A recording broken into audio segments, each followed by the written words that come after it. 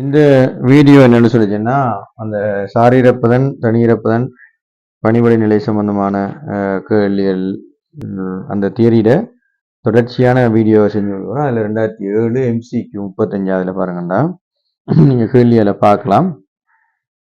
100% தொடர்பு ஈரப்பதனில் இருக்கும் வளியினுடைய ஒரு கனளவு V1 ஆனது அதே வெப்பநிலையிலும் அமுக்கத்திலும் இருக்கும் முற்றாக உலர்ந்த வளியின் கனளவு V2உடன் இறுதி கனளவு V1 + V2 ஆக இருக்குமாறு கலக்கப்படுகிறது. கலவையினை தொடர் ஈரப்பதன். ரைட், முதல்ல என்ன செய்யறாங்கன்னு சொன்னா, V1 கனளவு இருக்குது, அதனுடைய தொடர் ஈரப்பதன் வந்து 100 வீதம்.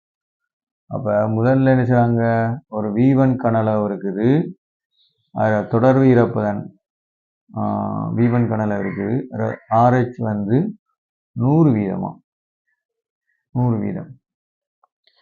அதுக்கு பிறகு V2 கனளவு இருக்குது, ஆனா வெப்பநிலை உண்டு. என்னன்னு சொன்னா அதே வெப்பநிலையில். அப்ப இது வெப்பநிலை உண்டு, இது T வெப்பநிலை.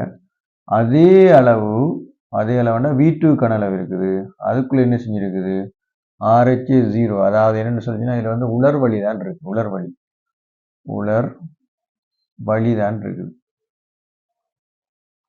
சரியா, என்ன இருக்குது, உலர் வழி தான் இருக்குது V2 கனளவு. இறுதி கனளவு கலக்கப்பட்ட பிறகு, அப்ப ரெண்டையும் இந்த கனளவு ரெண்டும் பெருசா இப்ப இப்படி வருது, இதுல வருது V1 + V2 வருது. இப்ப என்ன RH இருக்கிறாங்க, சரிதானே. இப்ப இதுல இருக்கிற அளவு, அதாவது இதுல இருக்கிற நிரம்பல் இல்லைன்னு பார்த்தோம்னா இது என்னவா இருக்க போகுது உண்மையாவே, சரி 100% எங்களுக்கு இது இருக்க போகுது. இது வெப்பநிலை இங்க எங்களுக்கு இங்க மாற இல்லை, வெப்பநிலை என்ன விஷயம் இல்லை, மாற இல்லை. வெப்பநிலை மாறாத போது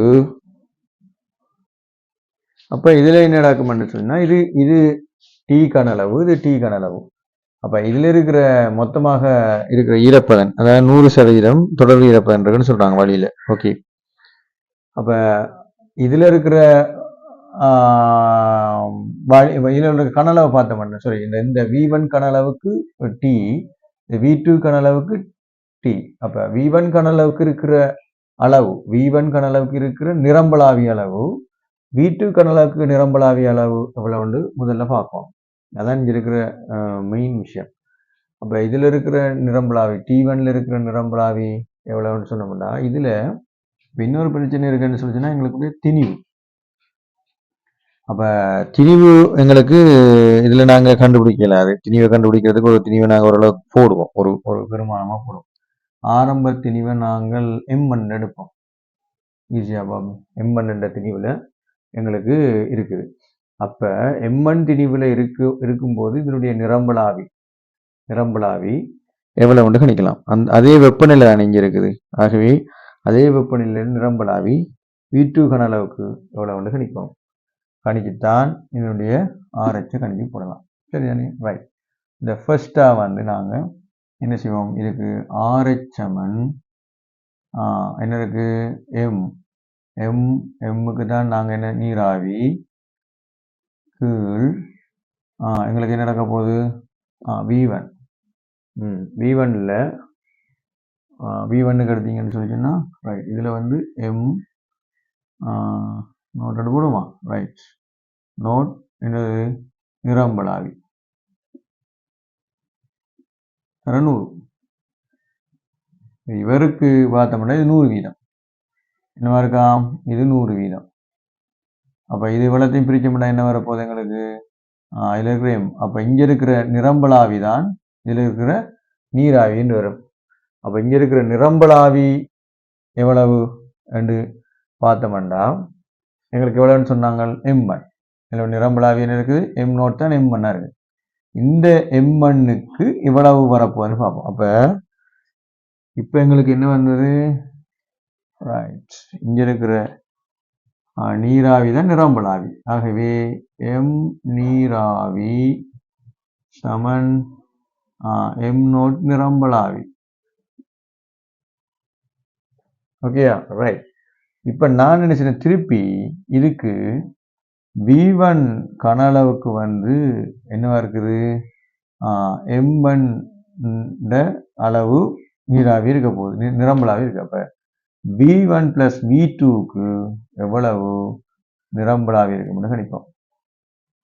சரியா? அதன்படி பார்த்தோம்னா என்ன வரப்போகுது, ஒன்றும் இல்லை, M1 V1 + M2 M1 V2வின் கீழ் V1 தான் எங்களுக்கு என்ன இருக்கும், இங்க இருக்க வேண்டிய நிரம்பலாவியினுடைய திணிவு. இங்க இருக்க வேண்டிய, அதாவது இதில் இருக்க வேண்டிய நிரம்பலாவின் திணிவு, ஆவியின் திணிவு என்னவா இருக்க போகுது, M1 V1 + M1 V2வின் கீழ் V1.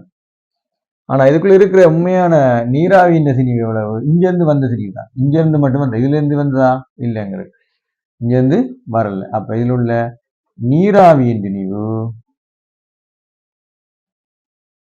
அதான் என்ன, M1. நீராவியின் திணியத்தான் என்ன எடுத்துனாங்க, M1 எடுத்துனாங்க. சரிதானே? இப்ப நான் என்ன செய்வேன், தொடர்பு ஈரப்பதன் இந்த தொகுதியிலேயே இறுதி தொகுதியின் தொடர்பு ஈரப்பதன் RH என்னவா இருக்க போகுது, இப்ப இதுக்குள்ள இருக்கிற M நீராவியின் திணிவின் கீழ் அடுத்தது M0, அதாவது எங்களுக்கு என்ன இருக்குது, M0 நிரம்பலாவி திணிவு தர 100. M நீராவியின் திணிவு எங்களுக்கு தெரியும், M1 என்று போட்டாங்க, M1 எடுத்துனாங்க. இப்ப V1க்குள்ள எவ்வளவு இருக்குன்னு பார்த்துனாங்க. அப்ப அதன் அடிப்படையில் என்ன வரப்போகுதுல, இப்படி எழுதலாம், M1 V1 + V2வின் கீழ் V1 தர 100 RH. அப்ப இதுல நேர பார்த்தோம்னா இது ரெண்டும் வெட்டுப்பட்டுரும்.